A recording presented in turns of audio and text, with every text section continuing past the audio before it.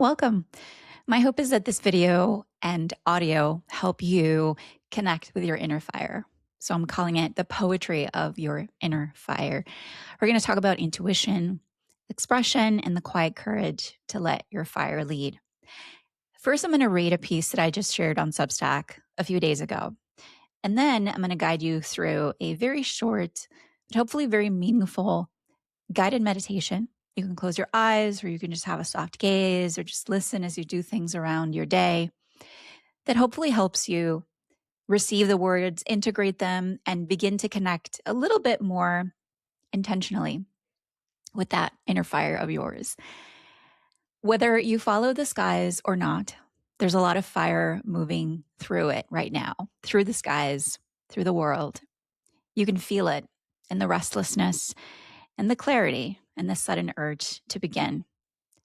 Recently, I've been thinking a lot about what makes my inner fire feel safe and true. As a woman who has been cultivating her truth and inner voice for years, I feel drawn to the ways our intuition invites us to spark our way into new projects and ideas.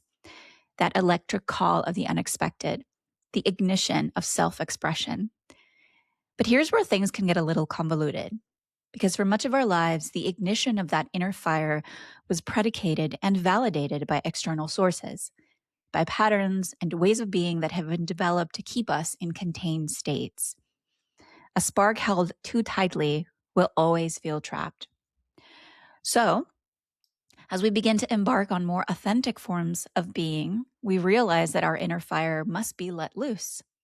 And this brings up a completely new question. What if my inner fire gets out of control?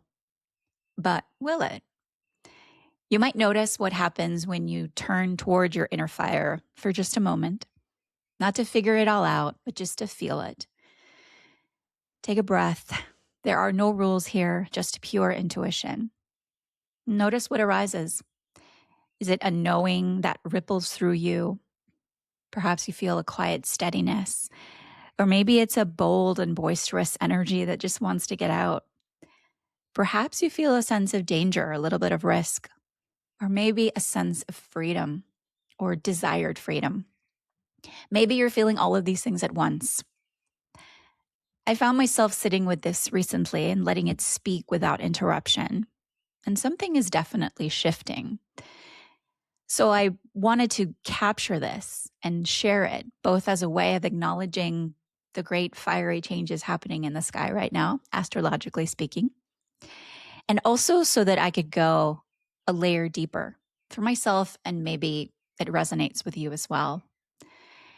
And it's interesting because perhaps even the thought of considering your inner fire feels risky, like you're going to ruffle feathers, like you're going to shake the boat, as if the very act of connecting with it might produce an unwanted welcome.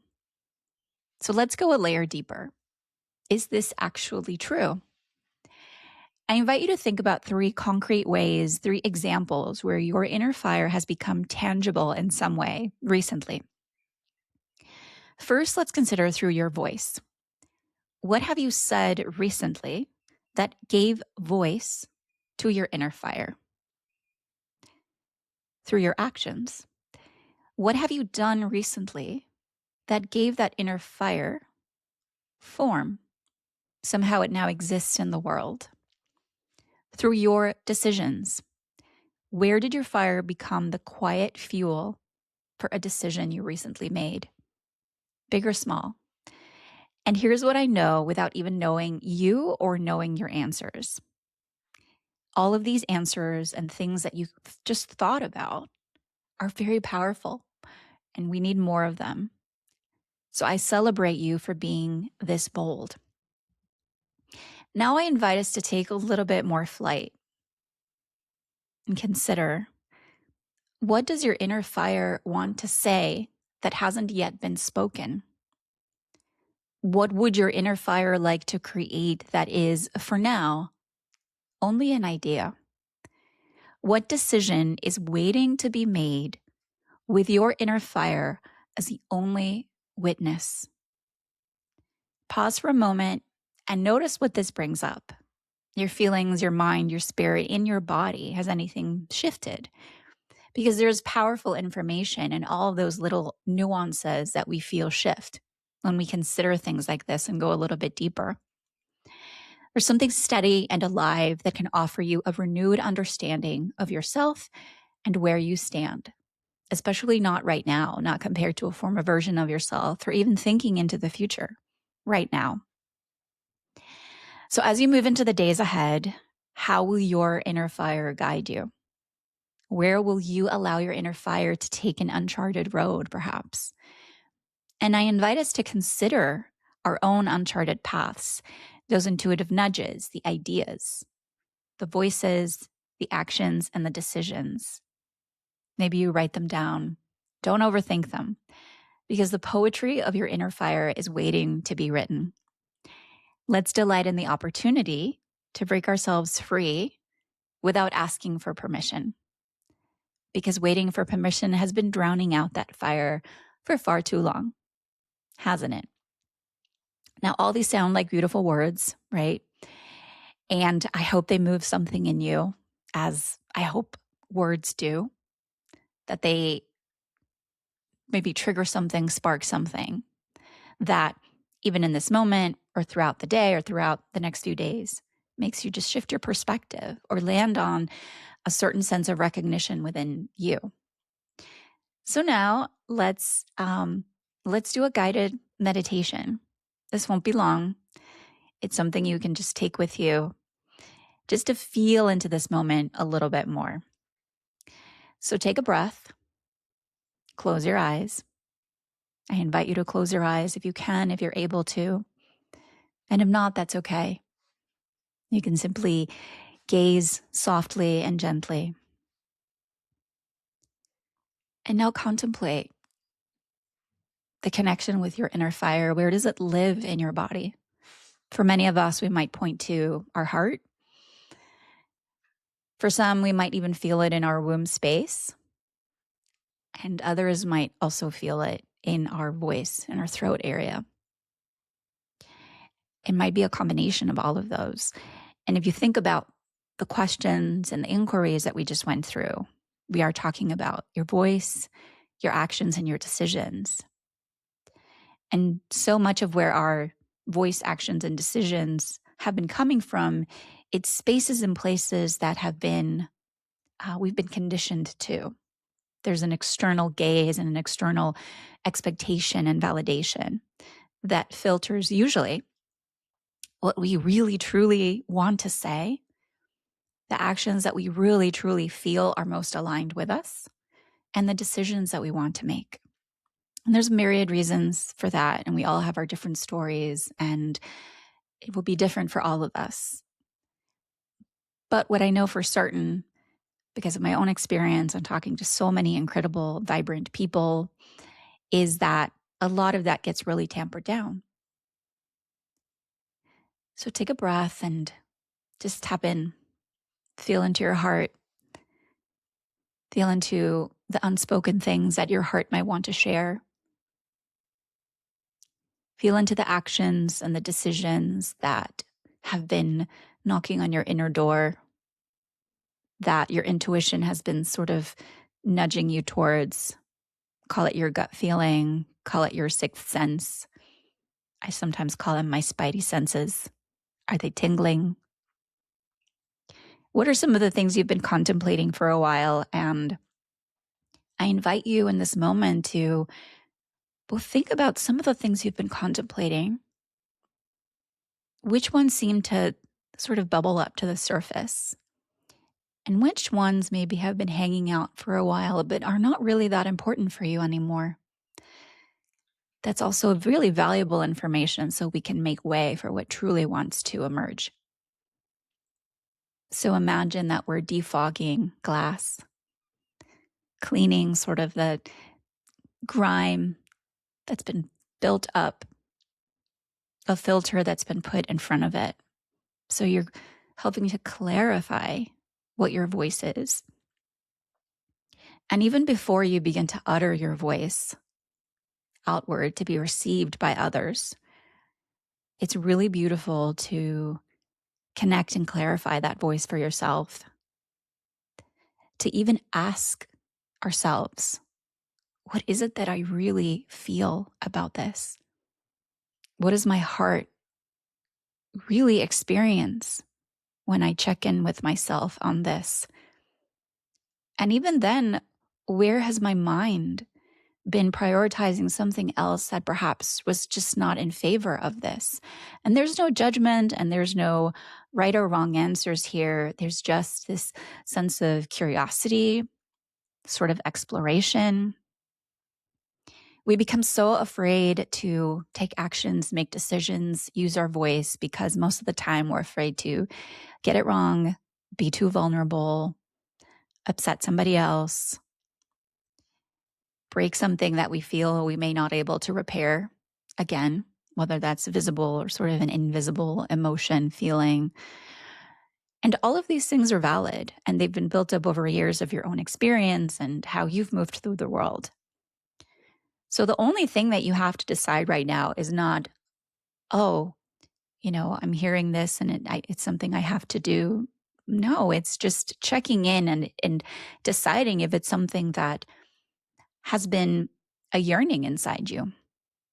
Not because you just hear the words, but because the words sort of carry a little bit of light that illuminates something within you that goes, oh, yeah, yeah.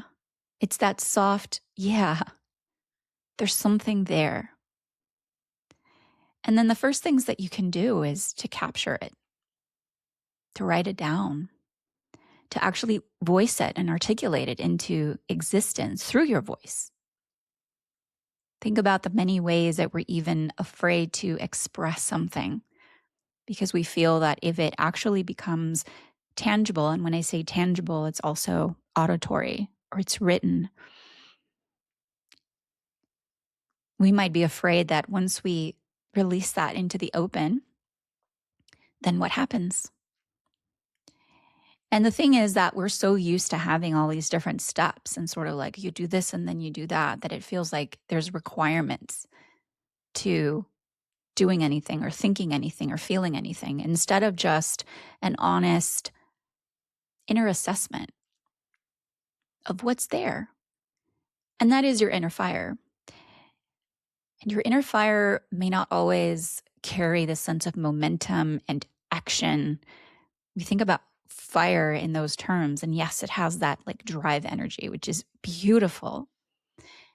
But fire is also this clearing, cleansing, clarifying energy. It's that kind of electric spark within you that animates your very being, like the pulse of your heart beating. That pulse, that movement, that constant energy of this heart that beats you into existence, that in itself is fire energy. It lives, it breathes, and it makes way for us to be able to move through this world, to create, to support, to love,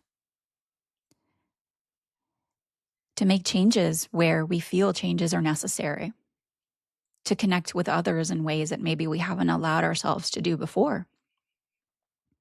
And again, within the context of these beautiful lit up skies, whether you follow astrology or not, just take these as sort of symbols, these beautiful stories that are woven in the sky that you can then take on as sort of markers and characters that you can use in your own story of being and the chapters that you're writing. And I do believe that for many of us, there's a big new chapter emerging, perhaps even for some of us, a whole entire book that is just cracking open. And that chapter and that story and that book is all yours. And that's pretty incredible. And so breathe again, connecting with the vibrancy inside this living body that you have. Our bodies all have different capacities. We may have certain limitations that are physical. We may be going through periods that are so hard and so harsh that it makes it difficult for us to actually connect with our body. And if you're there, I see you. And I honor that harsh, sacred, difficult work that you might be embarking upon without even wanting to.